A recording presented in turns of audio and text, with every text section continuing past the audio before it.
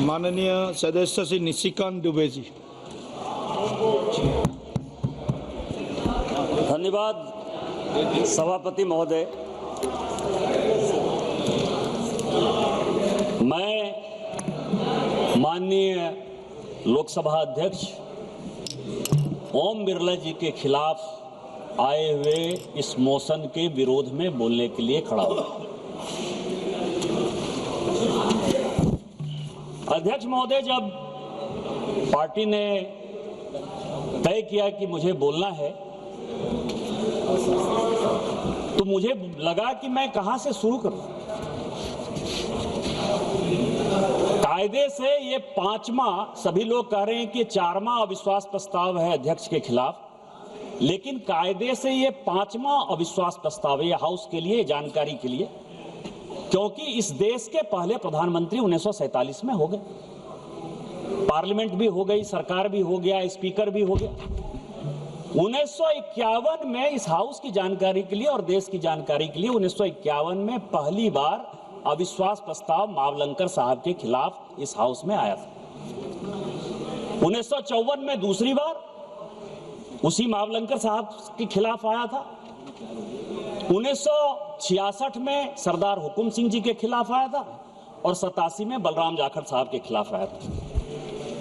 इस चारों अविश्वास प्रस्ताव में जो समानता थी और जिसमें मुझे लगता था कि मैं इसका खुशी मनाऊं कि इसका गम मनाऊं, वो ये था कि चारों के चारों अविश्वास प्रस्ताव के वक्ता या उसके मूवर या तो वो भागलपुर के सांसद थे जो मेरा पैतृक घर है, या वो गोड्डा के सांसद थे देवघर, जहां से मैं वर्तमान में सांसद हूं। मधुलिवे जी ने 1966 में किया, वो देवघर जहां का मैं सांसद हूं वहां के वो सांसद थे। कृपलानी साहब ने 1951 में किया, 1954 में किया, कायदे से मिसिर साहब ने उसको मूव किया था। मैं आपको बताऊं कि वो भागलपुर के सांसद थे। और 87 में जिस आदमी ने डिफेंड किया कांग्रेस की तरफ से, भागवत झा आजाद, वो भी भागलपुर के सांसद थे और गोड्डा के वो बेटे थे, जहां का कि मैं व्यक्तिगत सांसद हूं। और मुझे पार्टी ने इस मोशन पर जो है बोलने के लिए स्पीकर साहब को डिफेंड करने के लिए खड़ा किया। अब मुद्दा क्या है? मैंने कहा मेरा पैतृक घर है। ये जो वकील हैं, ओवैसी साहब वकील हैं और ये मनीष तिवारी साहब वकील हैं। वकील को घुमाना बहुत अच्छा आता है। मैं अभी देख रहा था संविधान का आर्टिकल 93 का एक पार्ट जो है, पोर्शन, बड़ा आराम से मनीष तिवारी जी बोल गए। स्पीकर होना चाहिए, डिप्टी स्पीकर होना चाहिए, तुरंत चुनाव होना चाहिए। मुझे भी लगा रहे इतने बड़े विद्वान आदमी है, सही बोल रहे होंगे। लेकिन जो उसका दूसरा पार्ट है, वो पार्ट ये कहता है कि यदि स्पीकर और डिप्टी स्पीकर का पद खाली है तो हाउस को ये अथॉरिटी है कि वो उसका इलेक्शन करेगा, सिलेक्शन करेगा। दूसरा, जिस कॉन्स्टिट्यूएंट असेंबली की उन्होंने बात की, जिस कॉन्स्टिट्यूएंट असेंबली के डिबेट की उन्होंने बात की, उन्होंने कामत साहब की बात की, सिवन साहब की बात की, बड़े अच्छे तरीके से उन्होंने राजेंद्र प्रसाद जी और अंबेडकर साहब के बातचीत को एकदम गायब कर दिया। क्या होता है सर? यदि स्पीकर कंटिन्यूटी में मौजूद रहता है जब हम इलेक्शन जीत कर आते हैं, और इसके बाद हम लोगों को शपथ दिलाने के लिए राष्ट्रपति प्रोटेम स्पीकर को तैनात करती है, नियुक्त करती है। इसीलिए राष्ट्रपति के ऊपर यह पूरा संविधान निहित है। यही राजेंद्र बाबू और अंबेडकर जी ने कहा और यही कॉन्स्टिट्यूएंट असेंबली का डिबेट। तो मुझे लगता है कि किसी भी चीज के लॉजिकल एंड में बताने से मैं इसीलिए बातें कहता हूं कि हम और आप रहेंगे या ना रहेंगे, लेकिन जो हमारा नेक्स्ट जनरेशन आएगा उसको तो कम से कम संविधान के बारे में पूरा पता होना चाहिए। क्यों नहीं पता होना चाहिए? ये रिजोल्यूशन है सर। मैं आपको बताऊं कि मुझे इसीलिए ये लगता है कि बड़ी अच्छी बातें उन्होंने कही। संयोग से मैं भी 2009 में सांसद हो गया।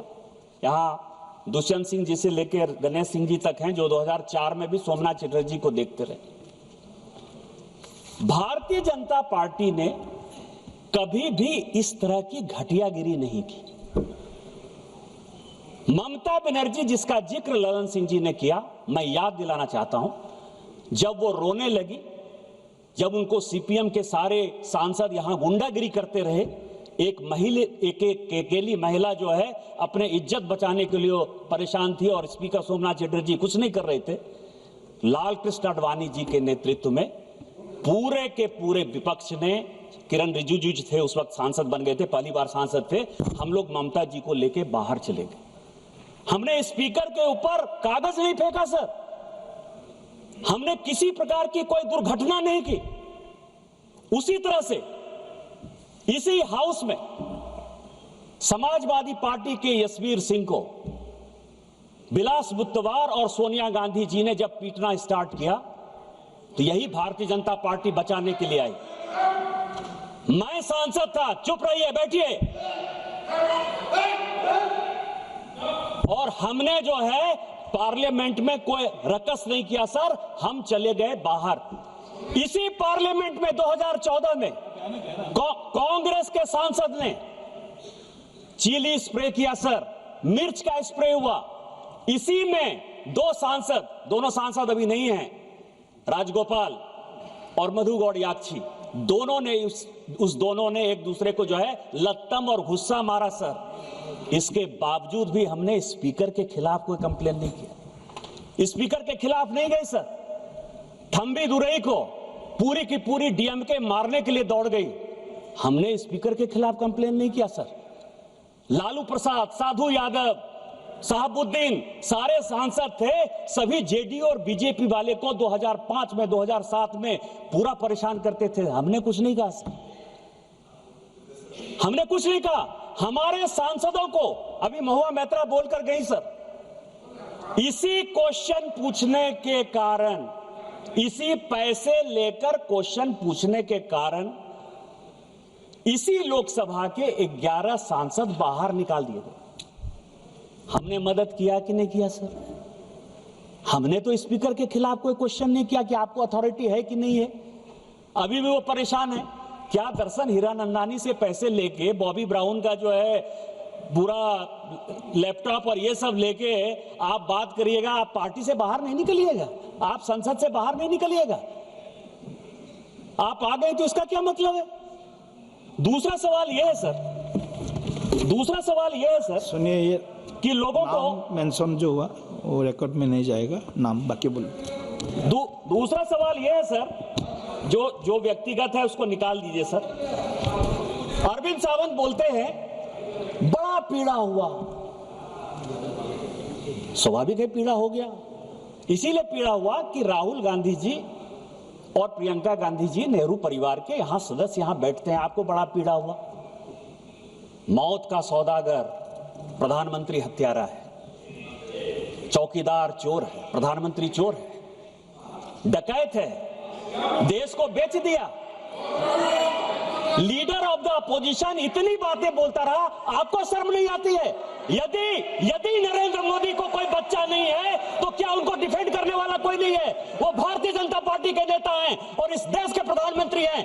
एक नहीं 1000 बार यदि बोलना पड़ेगा तो हम बोलेंगे। और मैंने क्या कहा सर? मौत का सौदागर सोनिया जी ने on the floor of the house कहा है, हत्यारा on the floor of the house कहा है। क्या बात कर रहे हो? और मैंने तो किताब कोट किया सर, और आज भी किताब लेकर आया हूं। ये एडविना माउंटबेटन की बेटी है सर, वो कहती है कि महात्मा गांधी की हत्या हो गई 30 जनवरी 1948 को, और उसके बाद जो है गम मनाने के बदले नेहरू एडविना माउंटबेटन के साथ एक कमरे में अलग से बंद थे, और फादर ने और उसने जो, मैं तो किताब कोट कर रहा हूं,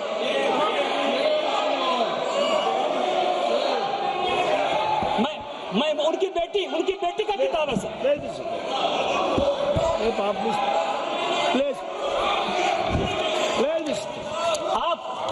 आप देश बेचने की बात कर रहे हो?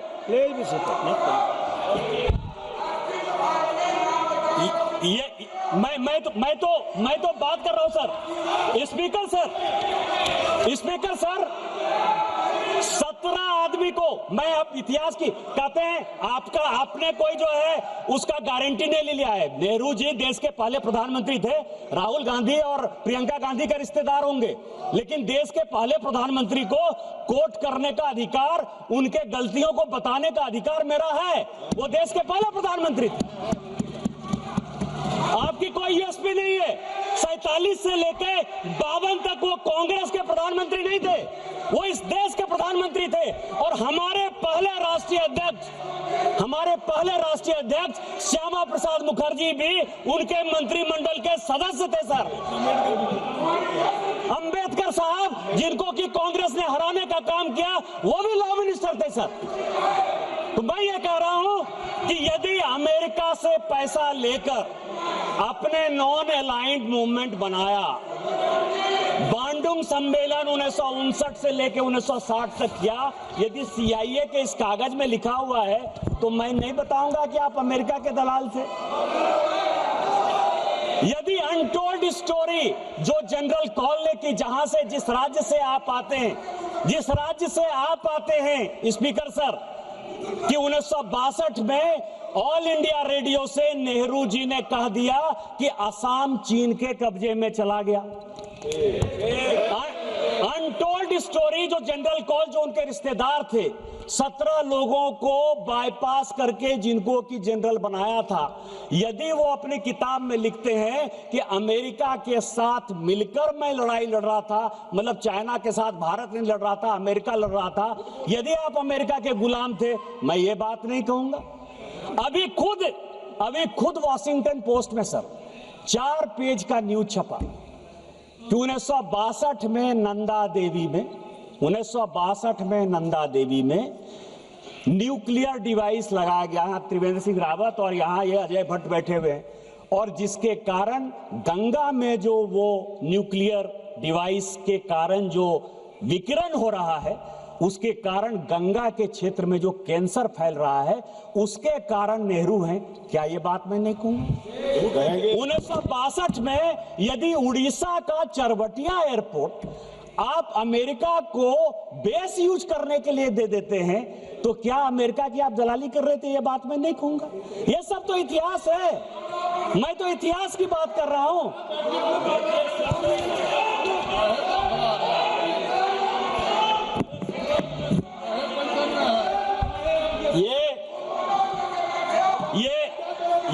ये रिजोल्यूशन है सर, ये रिजोल्यूशन है और इस रिजोल्यूशन में leader of the propaganda, LOP का जो मतलब मैं समझता हूं सर, क्योंकि इसमें काफी क्लियर नहीं है। लीडर ऑफ द प्रोपगंडा, जब एक इग्नोरेंट आदमी एरोगेंस का शिकार हो जाए, तो हमारे हिंदी में एक कहावत है कि फटा पोस्टर निकला हीरो। फटा पोस्टर निकला हीरो। जब एक इग्नोरेंट आदमी एरोगेंस का शिकार हो जाए तो क्या होता है? वो लीडर ऑफ प्रोपगंडा होता है। और LOP के बारे में ये पूरा इसमें डिस्क्रिप्शन है सर। कॉल एंड सगदर ने लिखा है कि लीडर ऑफ द अपोजिशन कौन होगा और लीडर ऑफ द अपोजिशन के क्या अधिकार होंगे। आज चिल्ला रहे हैं LOP को बोलने देते हो, LOP को नहीं बोलने देते हो। मैंने भी सोचा कि इसमें जायज है कि LOP को बोलने नहीं देते हो। संविधान में तो LOP लिखा ही नहीं, कॉन्स्टिट्यूएंट असेंबली के डिबेट में हुआ ही नहीं। 47 से लेके 77 तक सर LOP कौन होगा इस देश का? मतलब क्या उनकी मानसिकता थी, तानाशाही की मानसिकता थी कि 1947 से लेके 77 तक इस देश में LOP के लिए किसी प्रकार की कोई सुविधा, कैसे LOP का सिलेक्शन होगा, कौन LOP होगा, कुछ था ही नहीं। चर्चा करते हैं 69 में राम सुभाग सिंह बने। मैं उसमें भी गया सर कि 77 में 69 में क्या हो गया, राम सुभाग सिंह हो गए। इंदिरा जी ने अपनी पार्टी तोड़ दी, सिंडिकेट ने उनको पार्टी से निकाल दिया। कैंडिडेट कांग्रेस पार्टी के राष्ट्रपति के नीलम संजीव रेड्डी जी हुए। इंदिरा जी ने अपना कैंडिडेट बीबी गिरी बना दिया। अंतरात्मा की आवाज पर वोट हो गया सर, और उस अंतरात्मा की आवाज में बीबी गिरी साहब जीत गए। कांग्रेस पार्टी दो भाग में विभक्त हो गई। ऐसी सिचुएशन हो गई कि इस सरकार को गिरने के अलावा कोई उपाय नहीं था। तो शेखर गुप्ता एक बड़ी अच्छी किताब लिखते हैं, द लेफ्ट ओवर्स, कि कांग्रेस जब जब लेफ्ट होने की कोशिश करती है वो देश का कबाड़ा करती है और अपना कबाड़ा करती है।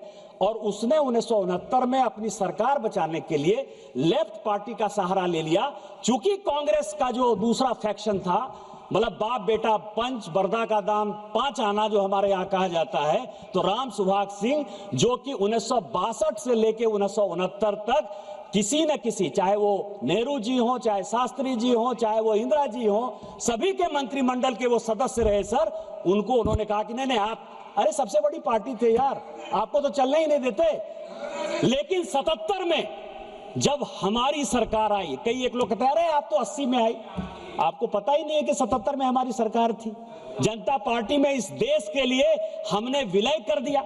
इमरजेंसी के खिलाफ हमने अपने आप को खोना। देश क्या होता है, देश के प्रति राष्ट्रभक्ति क्या होती है, ये आपको सुनना चाहिए। मैं आपको एक इंसिडेंट बताना चाहता हूं स्पीकर महोदय, आपके माध्यम से अरविंद सावंत जी को, चले जाइएगा पार्लियामेंट के लाइब्रेरी में। 1969 में एक क्वेश्चन है कि बाला साहब ठाकरे ने गोली क्यों चलाई और उस गोली के लिए बाला साहब ठाकरे का रिवॉल्वर का लाइसेंस क्यों नहीं निरस्त कर दिया जाए। जवाब आया कि उनकी वाइफ पर जो है कांग्रेस के गुंडों ने अटैक किया था, इसलिए बाला साहब ठाकरे ने जो किया, ये ऑन द रिकॉर्ड है, मैं ऑन रिकॉर्ड ये बातें कर रहा हूं। 69 का क्वेश्चन है और बाला साहब ठाकरे का वो बयान है कि मैं मरना पसंद करूंगा लेकिन कभी भी इंदिरा गांधी और कांग्रेस का साथ नहीं दूंगा। क्या बात कर रहे हैं? मैं हिल्ड नहीं कर रहा हूं सर, मैं हिल्ड नहीं कर रहा हूं। इसमें सभापति महोदय, एक हमारे यहाँ कहावत है,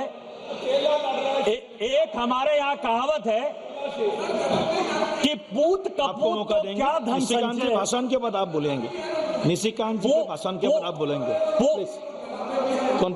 पूत कपूत तो का धन संचय, पूत सपूत तो का धन संचय। और ये पूरा का पूरा जो है, ये पूरा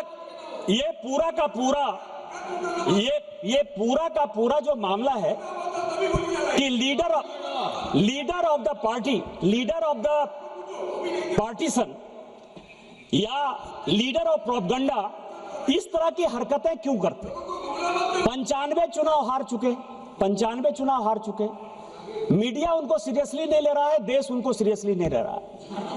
हालत क्या हो गई है कि आप ये समझिए कि जब सोनिया जी ने इस पार्टी को छोड़ा तो 206 उनके लोकसभा के सांसद थे सर।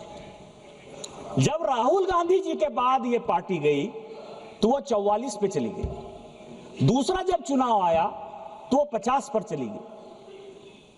इसके बाद सोनिया जी को लगा कि अकेले से नहीं हो पाएगा, तो पार्टी एकदम खत्म ही कर देगा, तो प्रियंका गांधी को उन्होंने जो है उसके साथ भेज दिया। तो अभी 99 सीट पर जो है पहुंच गए सर। इसके बाद जो है वो फिर से खत्म होने के कगार पर हैं। इसी कारण से लाइमलाइट लेने के लिए अब लड़ाई हो रही है कि प्रियंका जी नेता बनेंगी कि ये बनेंगे। इस कारण से जो है ये इस तरह की हरकत कर रहे हैं सर, केवल देशद्रोही हरकत कर रहे हैं। और अभी तो प्रियंका जी चली गई। मैं कहने वाला था सर कि गांधी परिवार में जो आदमी पैदा होता है वो प्राइम मिनिस्टर इन वेटिंग होता है, एलओपी नहीं होता है, लीडर ऑफ प्रोपगेंडा नहीं होता है सर, लीडर ऑफ अपोजिशन नहीं होता है, प्रधानमंत्री होता है। अभी उनके बेटे की शादी होने वाली है, मैं उनसे रिक्वेस्ट करूंगा कि अपने बेटे के साथ मेरा फोटो खिंचा दीजिएगा, क्योंकि लड़ाई तो वही है ना। वो राजा है सर, हम रंक है। गांधी परिवार में कोई पैदा हो गया, उसको इस देश पर राज करने का अधिकार है, स्पीकर बनाने का अधिकार है, राष्ट्रपति बनाने का अधिकार है, उपराष्ट्रपति बनाने का अधिकार है, डायरेक्टर सीबीआई वो बनाएगा, सीएजी वो बनाएगा, चीफ जस्टिस ऑफ इंडिया वो बनाएगा। और ये जो नहीं बना पा रहे हैं 12 साल से, इसी छटपटाहट में वो माननीय ओम बिरला के खिलाफ जो है ये अविश्वास प्रस्ताव लेकर आए सर।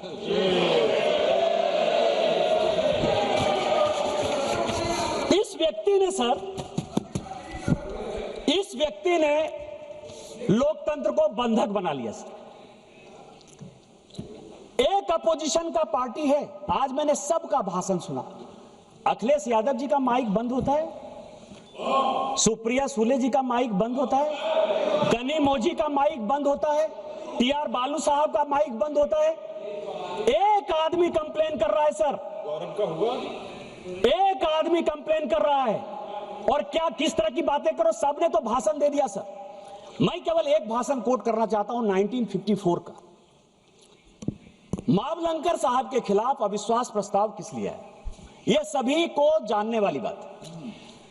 ए.के. गोपालन साहब कम्युनिस्ट पार्टी के बड़े नेता थे, अघोषित तौर पर वो लीडर ऑफ द अपोजिशन थे। उनका चार्ज मावलंकर साहब पर यह था कि मावलंकर साहब ने कहा कि मैं स्पीकर हो गया हूं, इसके बावजूद भी मैं कांग्रेस पार्टी का सदस्य हूं और कांग्रेस पार्टी के चीजों की रक्षा करना, उसकी आइडियोलॉजी का रक्षा करना हमारा परम धर्म है। मैं ए.के. गोपालन साहब का लेकर आया हूं, मुझे यदि किसी को चाहिए तो मैं ऑथेंटिकेट कर दूंगा और दे दूंगा। अब आप समझिए कि ये कह रहे हैं कि स्पीकर को नॉन पार्टीसन होना चाहिए, जो होते हैं सर। लेकिन आपके ऊपर भरोसा कौन करेगा? सोमनाथ चटर्जी जी ने जब 87 में कहा था, कई एक लोगों ने सोमनाथ चटर्जी जी को कोट किया कि स्पीकर को जो है वो बाहर निकल जाना चाहिए, पार्टी से बाहर हो जाना चाहिए, और उन्होंने स्पीकर के तौर पर अपनी उसी गरिमा को बनाए रखा। सोमनाथ चटर्जी जी सीपीएम से निकाल दिए गए। सरकार का साथ देने के लिए उन्होंने पार्टी को तिलांजलि दे दी, न्यूक्लियर डील आपका पास करा दिया। लेकिन जब 2012 में उपराष्ट्रपति का चुनाव होने लगा, जो वो बनना चाहते थे, आपने मुख्तार अंसारी के चाचा हामिद अंसारी को बना दिया इस देश का उपराष्ट्रपति, लेकिन सोमनाथ चटर्जी को नहीं बना। कौन साथ देगा? और स्पीकर पार्टीशन क्यों नहीं होगा?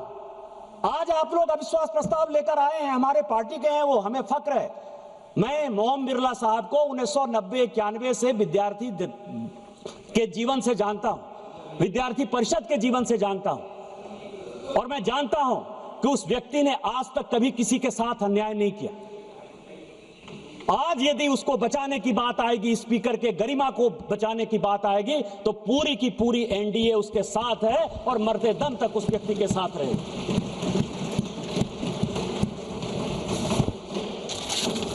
मैं जब लीडर की बात कर रहा था सर, कॉल एंड संदर की, तो सभी लोगों ने कोट किया कि कितनी बार वो पार्लियामेंट में बोले, 2004 में कितनी बार बोले, 2009 में कितनी बार बोले, 2014 में कितनी बार बोले।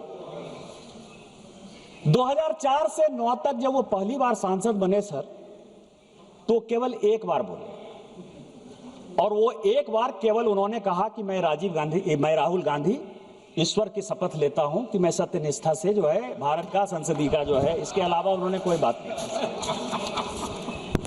9 से संजोग से 9 में मैं आ गया था। 9 से 14 तक सर, जो पुराना पार्लियामेंट था ना, नहीं, जो पुराना पार्लियामेंट था, पुराने पार्लियामेंट में एक खंबा था सर। वो खंबा के बगल में जो है वो बैठते थे, और उनकी चौकड़ी थी सर, उनके मित्र मंडली थी, उससे वो बातचीत करके आते थे और चले जाते थे। जब उन्होंने मुंह खोला तो कलावती के बारे में मुंह खोला, और आज तक फिर कलावती का जो है उन्होंने ध्यान ही नहीं रखा सर।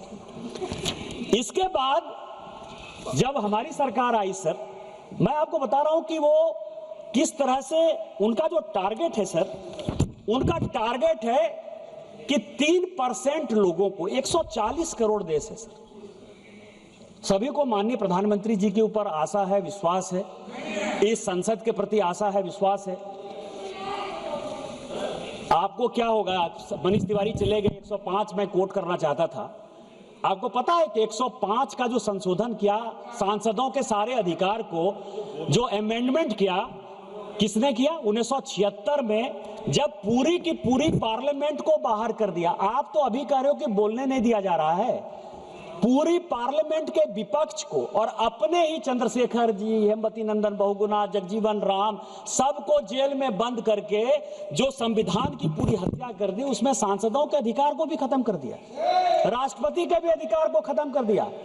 आपको पता है कि बोफोर्स के समय जब हल्ला हुआ तो 89 में जो है आपने 150 सांसद को जो है निकाल बाहर कर दिया था, उसको इस्तीफा देने के अलावा कोई अल्टरनेटिव नहीं रहा। किस संविधान की बात करते हो? यहां तो माइक की बात कर रहे हो यार। तो मैं ये कह रहा हूं कि उन्होंने जो है 2015 से क्या क्या बातें कही सर। उन्होंने 2015 से जो मुद्दे हैं सर,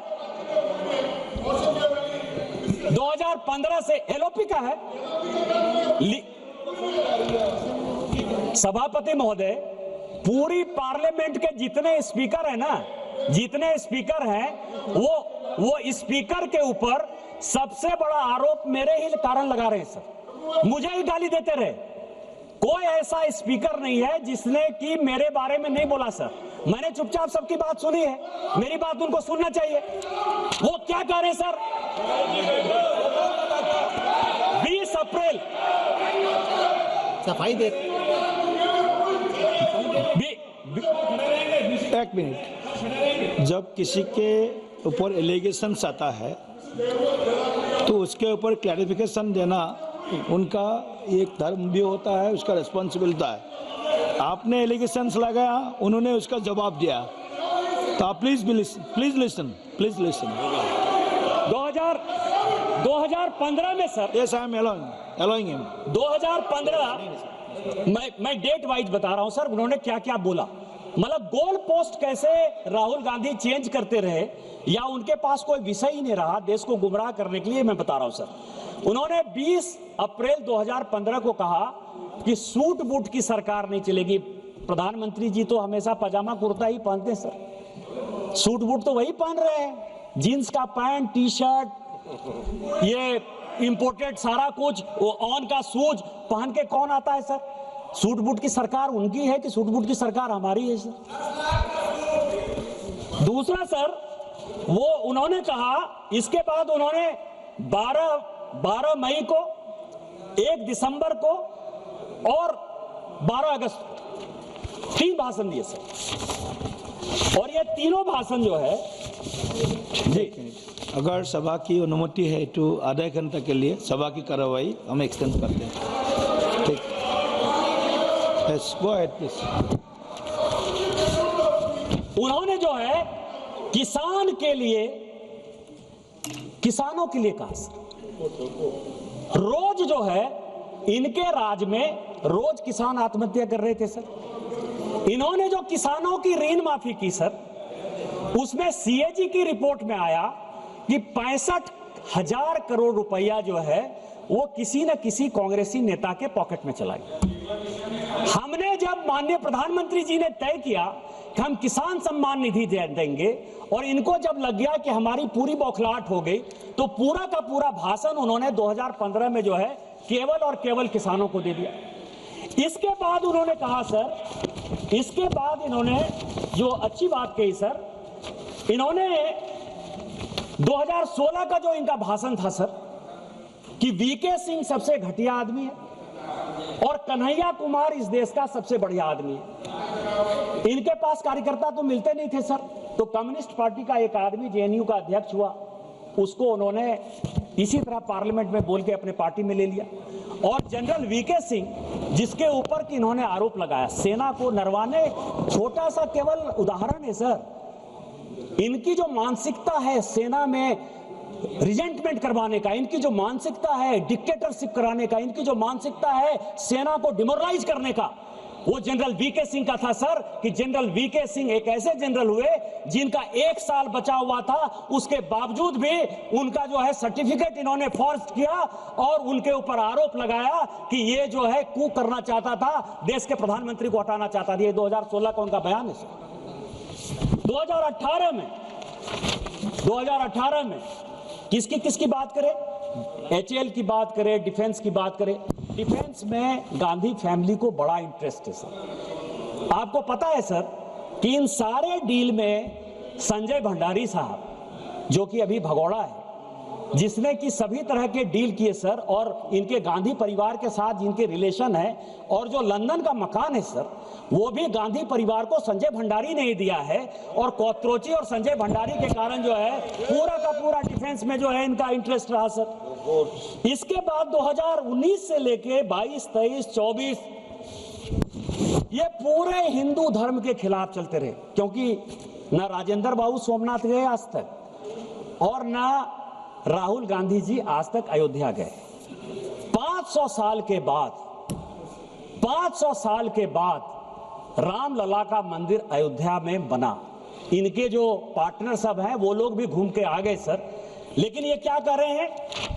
ये कर रहे हैं मुद्रा की बात कर रहे हैं। अभय मुद्रा होता है, शिव की उतनी मुद्रा होती है, ऐसे मुद्रा होता है। इस व्यक्ति को यही नहीं पता सर कि टोटल हिंदू धर्म में 399 मुद्रा होता है, और 399 मुद्रा का यदि 20 मुद्रा भी बता दे तो मैं राजनीति से संन्यास ले लूं। अभी आए, खड़ा हो जाए और जाके बोल दें। लेकिन ये केवल 4 मुद्रा, शिव की ये मुद्रा, गुरु नानक की ये मुद्रा, ईसा मसीह की ये मुद्रा, केवल इन्होंने हिंदू धर्म को कैसे खत्म करना है सर, उसके बारे में गए। अब मैं आता हूं सर जो मुख्य पॉइंट, और जो कॉल सगदर कहता है कि लीडर ऑफ द अपोजिशन को या लीडर ऑफ द पार्टीशन को या लीडर ऑफ द प्रोपेगेंडा को, जो भी कह लीजिए सर, या एक इग्नोरेंट आदमी जब एरोगेंट हो जाता है, वो जब विदेश जाए तो वो भारत की ही बात करे। यदि वो लीडर ऑफ द अपोजिशन अपने आप को मानता है, पॉलिटिकल डिफरेंसेस जितने भी हों वो भारत की ही बात करता है।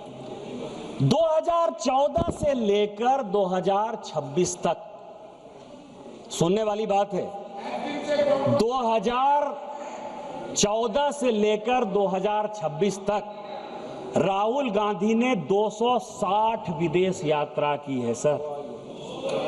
1-2 नहीं, 260। अब आपको मैं बता रहा हूं कि गांधी फैमिली का कोई बिजनेस नहीं है सर। किताब की रॉयल्टी से जो पैसा आता होगा, इसके अलावा कोई बिजनेस नहीं है। ये 260 यात्रा किसने स्पॉन्सर की? बताओ भाई। किसके पैसे पर जाते हैं? किसके पैसे पर ये कंबोडिया जा रहे हैं, मलेशिया जा रहे हैं, इंडोनेशिया जा रहे हैं, वियतनाम जा रहे हैं, ब्रिटेन जा रहे हैं, लंदन जा रहे हैं? और हमारे कई एक सांसदों ने कहा सर, और मैं आपको बताऊं कि वहां जाकर क्या कर रहे हैं। 20 अप्रैल, मैं डेट वाइज बता रहा हूं सभापति महोदय, 20 अप्रैल 2025 को बोस्टन में इंडियन कम्युनिटी को वो संबोधित करते हैं और कह रहे हैं कि इलेक्शन कमीशन कॉम्प्रोमाइज्ड है। एमएस गिल इलेक्शन कमीशन बनते हैं सर, इस सरकार के मंत्री बन जाते हैं, इलेक्शन कमीशन कॉम्प्रोमाइज नहीं है सर। नवीन चावला इनके फादर के पीएमओ में रहता है। नवीन चावला का एक ही काम था, मदर टेरेसा जी के नाम पर उसने किताब लिखी सर। पोप साहब के साथ उनके बहुत अच्छे संबंध थे। जो गोपाला स्वामी थे चीफ इलेक्शन कमिश्नर, उन्होंने 2007 में लिखा कि ये देशद्रोही आदमी है, ये निगेटिव आदमी है, ये करप्ट आदमी है, इसको हटाना चाहिए। उसको हटाने के बदले इस कांग्रेस ने गोपाला स्वामी को हटाना अच्छा समझा और उस नवीन चावला को बना दिया सर। कोई इलेक्शन कमीशन, टीएन शेषन इतने बड़े रहे सर, कांग्रेस पार्टी से अडवाणी जी के खिलाफ चुनाव लड़े, कोई फर्क नहीं पड़ता। इनके लिए इलेक्शन कमीशन कोई कॉम्प्रोमाइज नहीं है, लेकिन आज इलेक्शन कमीशन कॉम्प्रोमाइज है, ये बोस्टन में कह रहे सर। दूसरा, 12 सितंबर 2017 को ये यूनिवर्सिटी ऑफ कैलिफोर्निया जाते हैं sir, lecture on India at 70 करते हैं और वहां कहते हैं कि हिंदू मुस्लिम को मार रहा है। यहां ओवैसी साहब नहीं है, ये जो मैं पजामा कुर्ता पहनकर आया हूं सब ना, ये ओवैसी साहब ने मुझे ईद पर दी। ओवैसी साहब मुझे टोपी पहनाने की कोशिश नहीं करते हैं और मैं उनको टीका पहनाने की कोशिश नहीं करता। टोपी पहनने से मैं मुसलमान नहीं हो जाऊंगा और टीका पहनने से ओवैसी जो है वो हिंदू नहीं हो जाएगा। हम दोनों नदी की वो धार में, राष्ट्रीय स्वयंसेवक संघ का कट्टर आदमी हूं। हमारा मुसलमान के साथ किसी प्रकार का कोई रिलेशन नहीं हो सकता। लेकिन जब देश की बात आती है, ऑपरेशन सिंदूर की बात आई, तो हम और ओवैसी एक साथ थे और हमने और ओवैसी ने देश के बारे में जो बात कहा वो सबसे इंपॉर्टेंट है सर, कि जब सऊदी अरब हम लोग पहुंचे और वहां का विदेश मंत्री जब हम लोगों को कहा कि आपको पाकिस्तान के साथ बात करनी चाहिए और ओवैसी जब उसको समझाने में नाकामयाब हो गए तो उन्होंने कहा कि निशिकांत जी आपको बोलना चाहिए। और मैंने कहा कि वो सरकार नहीं है, हम आपको सुनाने आए हैं, हम आपकी बात सुनने के लिए नहीं आए हैं। मनमोहन सिंह नहीं है हम कि 2008 में मुंबई बम ब्लास्ट हो गया और आपके कहने पर इसी सऊदी अरब के दबाव में, इसी अमेरिका के दबाव में, शर्म अल शेख में आपने जाकर समझौता कर लिया, एग्रीमेंट हो गया। पहली बार भारत सरकार ने कॉम्प्रोमाइज करते हुए यह बता दिया कि बलूचिस्तान में जो कुछ हो रहा है वो भारत सरकार का उसमें योगदान है। हम वो घटिया आदमी नहीं है। यदि हमारे आदमी को आपने मारा है तो हम मारेंगे। आपको पाकिस्तान को समझाना है तो समझाइए। हम और ओवैसी ने कहा, क्योंकि जब ये नदी चलती है सर, हम नदी की दो धार हैं, लेकिन नदी गंगा सागर में जब मिलती है, समुद्र में मिलती है, तो वही भारत में अनेकता में एकता होती है। हम भारतीय हैं पहले, और यही बात कहने के लिए हम और ओवैसी साथ गए थे। तुम किस हिंदू मुसलमान की बात करते हो? ओवैसी के ऊपर अटैक हो गया, एक बार भी पूछने के लिए गए कि तुम पर गोली किसने चलाई? क्या बात कर रहे हो? केवल मुसलमान के वोट बैंक की पॉलिटिक्स करते हो। राहुल गांधी 11 सितंबर 2024 को सर वॉशिंगटन गए। वहां क्या कह रहे हैं कि डेमोक्रेसी एकदम टूट फूट गया है, खत्म हो गया। तेलंगाना में उनकी सरकार है सर, कर्नाटक में उनकी सरकार है। क्या डेमोक्रेसी? अध्यक्ष जी ने, आपको पता है कि पाकिस्तान के एजेंसीज के साथ यहां के डिप्टी लीडर, कांग्रेस के डिप्टी लीडर गौरव गोगोई का संबंध है, ये असम सरकार ने बताया सर। लेकिन चूंकि वो डिप्टी लीडर है, ओम बिरला साहब ने क्या किया? ओम बिरला साहब ने उसको एक कमेटी का हेड बना दिया। ये डेमोक्रेसी है। डेमोक्रेसी आप मार रहे हो कि डेमोक्रेसी हम मार रहे हैं? आप बाहर जाकर क्या बोल रहे हो सर? 10 सितंबर 2024 ये जॉर्ज टाउन में थे सर, और उन्होंने कहा कि भारत में जो है रिजर्वेशन समाप्त हो जाएगा।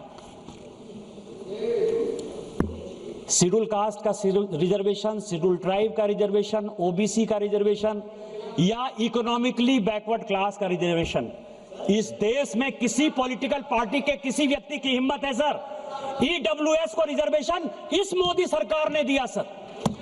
शेड्यूल कास्ट, शेड्यूल ट्राइब को प्रोटेक्शन इस मोदी सरकार ने दिया सर। ये ओबीसी आयोग के अध्यक्ष बैठे हुए सर, जो ओबीसी को संवैधानिक दर्जा देना था वो हमने दिया सर।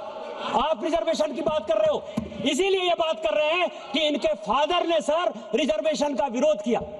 मंडल कमीशन जब बना तो राजीव गांधी जी का जो बयान है कि उन्होंने उस मंडल कमीशन का विरोध किया। इसीलिए आप कह रहे हो कि रिजर्वेशन खत्म कर रहे हैं। बाहर जाकर 10 सितंबर 2024 सर, डेट वाइज ये वर्जीनिया में थे सर, और वर्जीनिया में ये कह रहे हैं कि सिखों को पगड़ी नहीं पहनने दिया जा रहा है। यहां बिट्टू है सर, उनको वो ट्रेटर कहते हैं।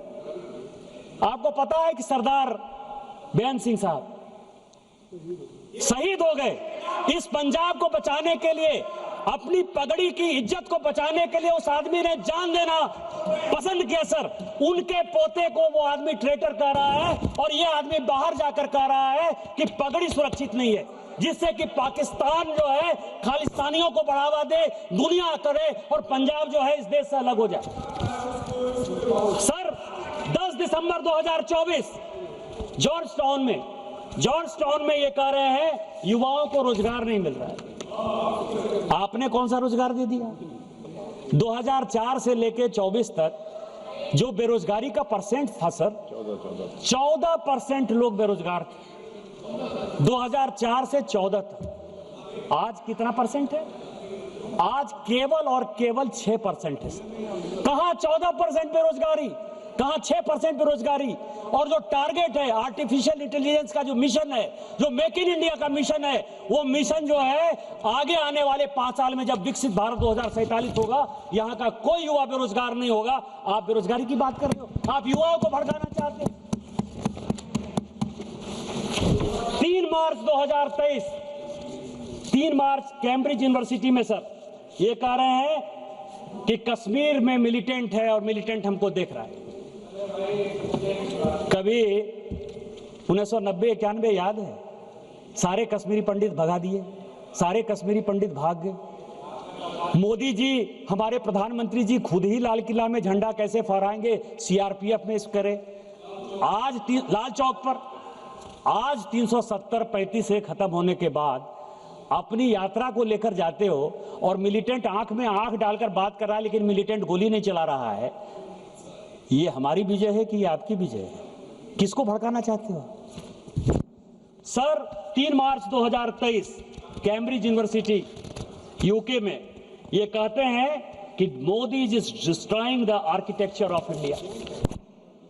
ये कह रहे सर देश का प्रधानमंत्री के बारे में। मैं ये कह रहा हूं, सीएजी के ऊपर क्वेश्चन किसने किया? आपने। चीफ जस्टिस के खिलाफ इंपीचमेंट मोशन कौन लेकर आया? आप। उपराष्ट्रपति के खिलाफ इंपीचमेंट मोशन लेकर कौन आया? आप। स्पीकर साहब के खिलाफ इंपीचमेंट मोशन लेकर कौन आया? आप। इलेक्शन कमीशन के खिलाफ बोल रहा है, कौन बोल रहा है? आप बोल रहे हो। राष्ट्रपति को किसने बेइज्जत किया? आप ये समझिए कि उनको रिसीव करने के लिए बंगाल में कोई मौजूद नहीं था। इंस्टीट्यूशन कौन खत्म कर रहा है?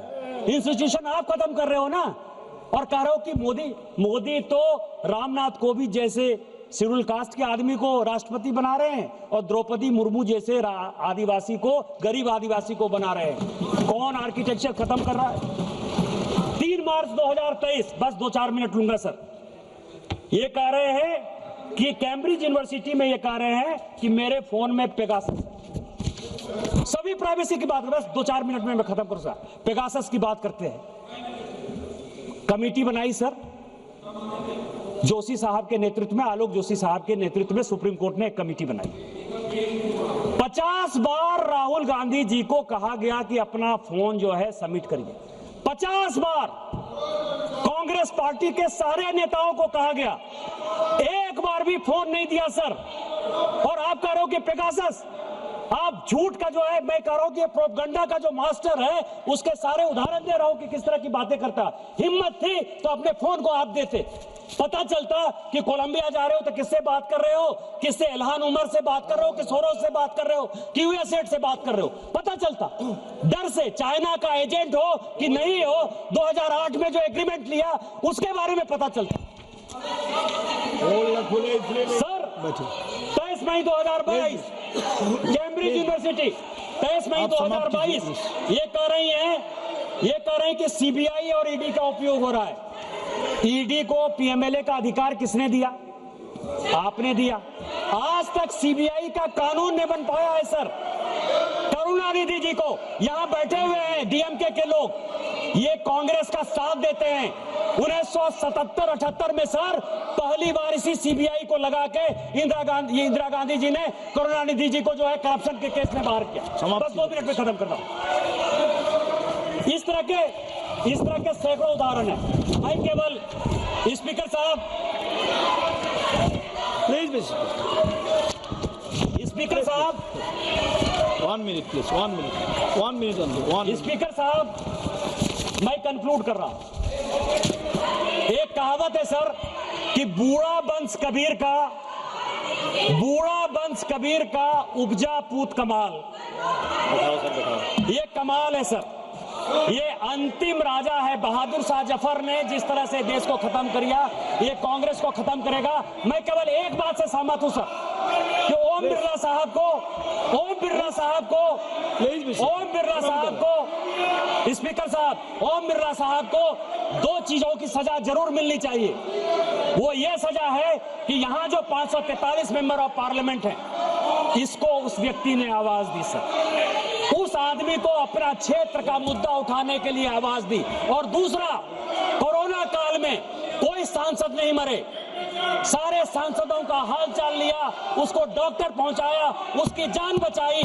इसी कारण से ओम बिरला साहब को यह सजा देने को तैयार है। मैं इसके विरोध में खड़ा हूं। आपने मुझे मौका दिया। जय हिंद, जय भारत।